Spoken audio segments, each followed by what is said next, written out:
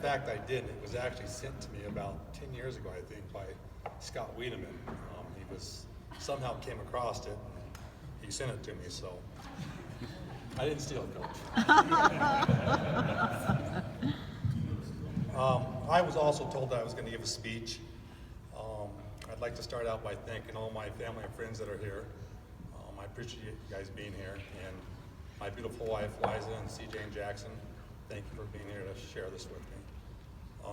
I'd like to thank the Hall of Fame committee for nominating me and making this happen.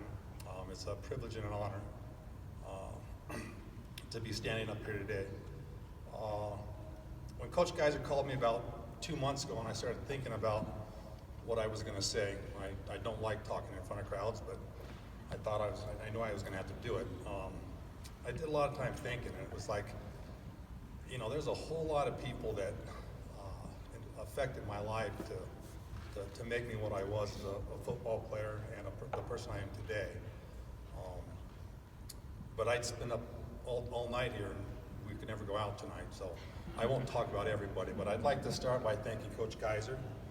When I came out of high school, I wasn't very developed. I don't think I had a whisker on my face. And, Coach Geiser recruited me.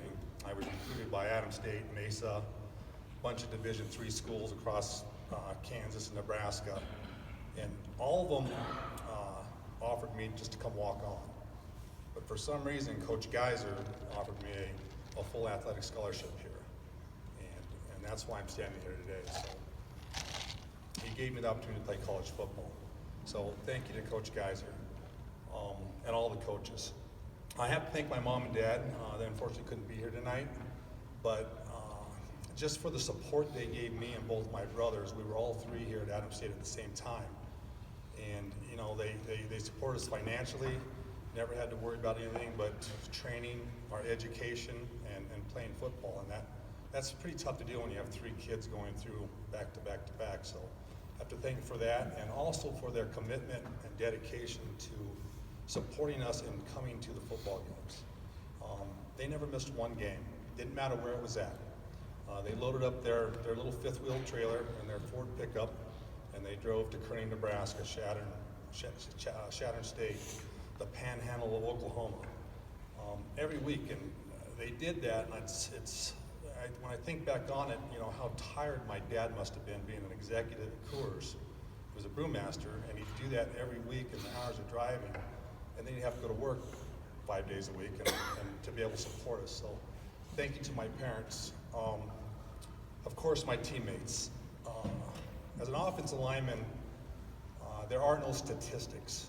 There's no way for a person on the offensive line. All my job was to protect the quarterback and block for the running back, and there's no statistics out there. So to become an All-American, it's a complete team sport. You have to get national coverage. And I was lucky enough to be here during an era where we did play in a national championship. We were in the playoffs, we played in the Aztec Bowl, and all those things was what made it so that I could get recognized by coaches across the nation and become an All-American. So that's I mean, team-wide, everybody before my career that happened to help us build those type of teams, I have to thank them. I have to point out a couple individuals on that team. First, I'd like to talk about Mike Schulteis and Chris Simbalisti. They were the guys that played right next to me. Chris was a center that played right here, and Mike was a tackle that played right here. And as an offensive lineman, you know, they were speaking about volleyball earlier and the teamwork. I mean, we had to be a unit. You have to play together, you communicate, you say lots of funny things during a game to each other. But you know, if I stepped right, Chris would have to step right. If I stepped left, Chris, you know, if I punched here, Mike would have to punch here. And without two great football players next to me, I could have never done the things that I did. I didn't have to worry about it. I would know that if I called the deuce with Mike, I could do a combination block with him and go down and pick off a DB because he was doing my job back here. And I would get on film, and I used to do that. Same thing with Chris. Another teammate and my brother I have to thank because to me he's probably the main reason that I'm standing up here. He came obviously the year before I did to Adams State, and we were brothers, but we were teammates. We were competitors. I was his little brother who came here, and he like took me under his wing and excuse me, and just made sure I was okay. I mean, when I came here, I didn't feel like I was a very good football player, but going through the training with him, and I was always wanting to beat him. I wanted to be stronger than him. I wanted to be faster than him. And I never did do it during his career.